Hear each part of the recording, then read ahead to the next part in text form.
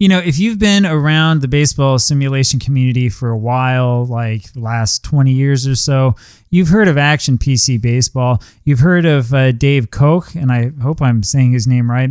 And you've heard of Dave Koch Sports. You've certainly heard of the games that he makes, and you know that there's a rabid fan base surrounding those games.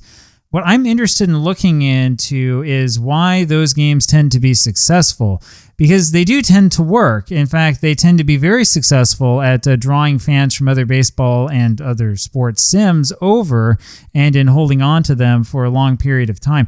Now, I'm not a genius at this, right? I'm not some sort of deep business analyst. I'm not some sort of insider into it. There's a lot of stuff that I don't know.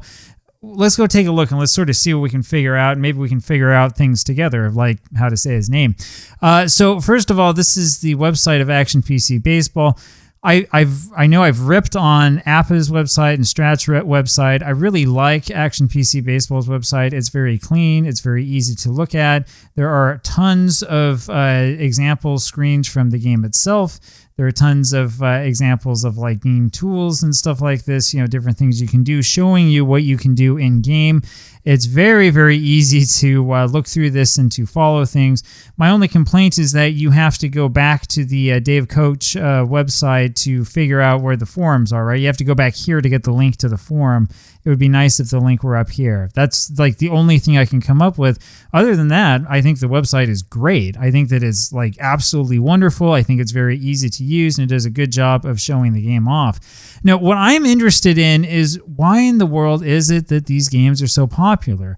Now, again, I don't know. I didn't program them. I don't know exactly what's going on, but I believe from what I've seen, from what I've read and what I've looked at, that all of these games were programmed in Visual Basic, right? Which is a Windows-only programming language that was really relevant in the mid-90s.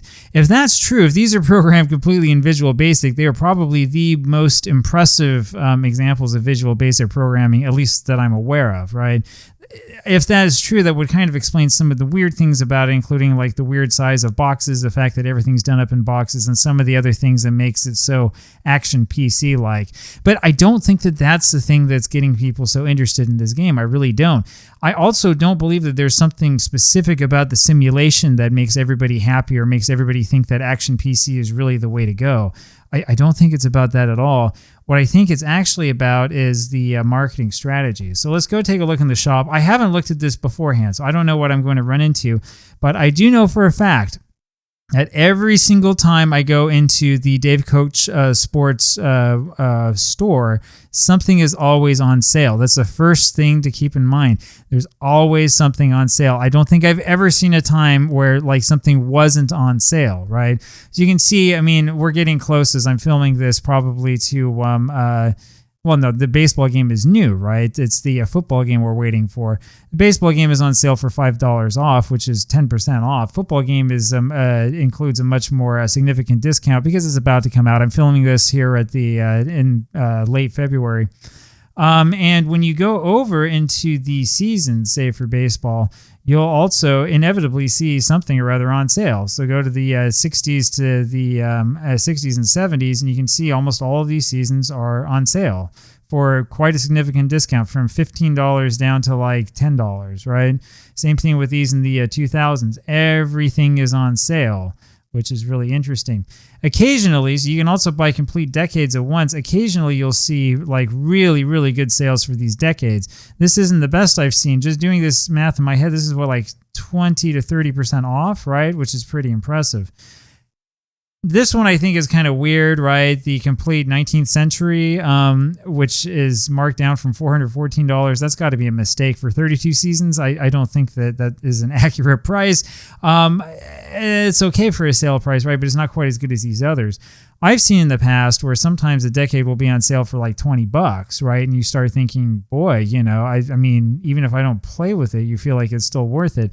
And that, I think, is what really, really gets people into it. Look, the way that this works, I have to go back again to my childhood, right? And talk a little bit about what I learned when I was a kid playing with the old Nintendo, right? So you remember that back in the late 80s, early 90s, all the kids wanted to have a Nintendo at home.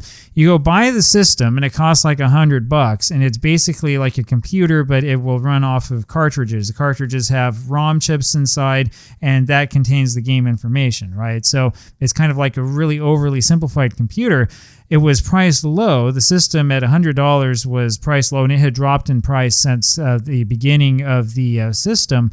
The reason why, though, the company wanted to drop the price low is because you had to buy games to use in the system, right? So maybe the company was losing money on the old NES. I don't know that for a fact, but I do know that later when Sony had its PlayStation come out, that it sold almost at a loss, or maybe even at a loss, to get you into the universe, into the world of buying games and buying things up that were actually secretly marked up, right? That is kind of what I think the strategy is here behind Dave Koch Sports. I don't know this for certain, but I've been watching this company now for like 20 years. I have a pretty good idea that kind of what's going on is we make the new game. Everybody's excited about the new version. Now, the new versions that he comes out with do have improvements, right? Don't get me wrong. This isn't like, Madden-esque or whatever, or Football Manager-esque, where you have like two things changed and you're charging $60 for it. No, I mean, like Action PC Baseball actually does have major changes from version to version. Sometimes there are bugs that aren't all the way fixed, but it's not any worse off than OOTP, where we're looking at visual bugs that have been around since the graphical engine started, right? I mean, it compares actually quite favorably when you look at those things. The thing is, though, that once that official version comes out, the way I understand this is you get a certain volume of sales that will kind of offset whatever it costs to create the new version and whatever you put into it so that you have a certain amount of profit. And then as time goes on, perhaps according to a set schedule, you can start dropping the price of the game so that other people who haven't bought in yet are incentivized to buy, because look, this thing was normally $45. Now we can go and we can buy it for like $20, right? Or something. I don't know exactly what the prices are, $30 or something, right? We can get it for less. And the only thing that you're sacrificing when you're creating the game is the fact that you're not getting like that extra $15. But remember, you've already reached sort of the expense of coming out with the game version, right? We did that in the first run. Just think of like the season discs doing basically the same thing, right? So we put this up at, $25 a disc. You get the people who want to play it, like replay the season right now, or in the draft leagues and so on. They buy it right away. And then you put it on sale over time and try to get the other stragglers in. Now, my understanding of this is that this has kind of a snowball effect over time, which is that especially if you have things going on sale almost randomly, people will start getting in the habit of looking, and they'll start thinking, I really want to get this season or that season and play with this or that, or it would be nice to round out the collection. It may be that you then get people to buy things they otherwise normally wouldn't buy because you put it on sale, right? That's the thing about this that's so interesting to me. I think that's really, and again, this is my opinion. I'm not necessarily the expert, but I think that's what's really driving this company, and I think that's a huge part of the reason why they have so much success. Now, I'll tell you what I wish I would see from Action PC Baseball and the other Dave Koch games is I wish I would see more like advertising, right? I'm not aware of advertising that this game does outside of the message board, right? I don't know of like a subreddit for it. I don't know that like, are people going on to the baseball subreddit and talking with others about it, right? I don't know if there's like an actual like Twitter presence. I don't think that there is, right? I know that there's like nothing on YouTube outside of what fans create. Now, the word of mouth type of advertising is okay, but man, I tell you, if you could combine this approach to like selling the game with like an advertising approach similar to what you see with Dynasty League Baseball, I think then you might actually really have something. You might come up with a franchise that actually interests people and that might be able to gain some momentum under its wings. Anyway, those are just my really quick thoughts on the subject.